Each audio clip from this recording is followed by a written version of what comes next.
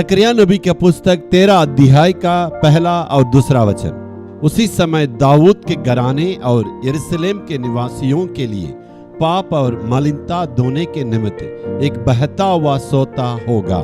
और सेनाओं के यहोवा की यह वाणी है कि उस समय मैं इस देश में से मूर्ति के नाम मिटा डालूंगा और वे फिर स्मरण में न रहेंगी, और मैं भविष्यवक्ताओं और अशुद्ध आत्मा को इस देश में से निकाल दूंगा। उन दिनों में इस्राएलियों ने पाप किया था, तो परमेश्वर कहता मैं उनकी पापों को उनमें से मिटा डालूंगा। खास करके इस्राएलियों ने दो बड़े पाप किए हैं। एक है परमेश्वर ने जिस बातों को मना किया था, जिससे नफरत करते थे, मूर्ति पूजा, उन्होंने उस मूर्ति पूजा को किए थे।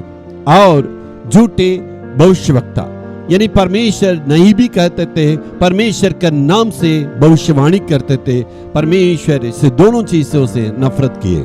प्रकाशित वाक्य 9 अध्याय का और 13 अध्याय में पढ़िएगा, वो मूर्ति पूजा उन दिनों में भी रहता था। ये मूर्ति पूजा का पाप लोगों के जीवन में एक प्रतिदिन की रूटीन जैसे हो गया है, यानी उनका जीवन के साथ मिला जुला हुआ पाप था।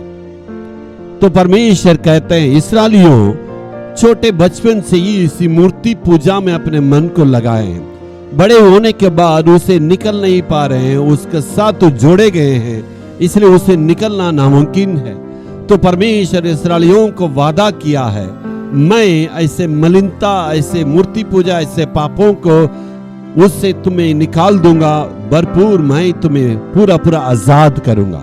जी हाँ मेरे प्यारों, आज परमेश्वर हमें कहता है, शायद बचपन का पाप है, बचपन से अभी तक आप कोई आदतों में है, उस पाप के आदतों से निकल नहीं पा रहे, लेकिन आज परमेश्वर का वचन आपके लिए वादा के रूप में कहता है, मैं उस पापों को तुमसे मैं निकाल दूंगा। अपने आप से नहीं हो सकता है, आप अपने पाप से या अपने ही कर्तव्य के द्वारा निकल नहीं सकते हैं, अपने कोशिश के द्वारा ये संभव नहीं है। जब परमेश्वर की चरणों के पास आएंगे, परमेश्वर को ऊपर निर्भर रहेंगे, तो परमेश्वर आपकी पापों को आपसे दूर करके आजाद करेंगे। Hallelujah, hallelujah.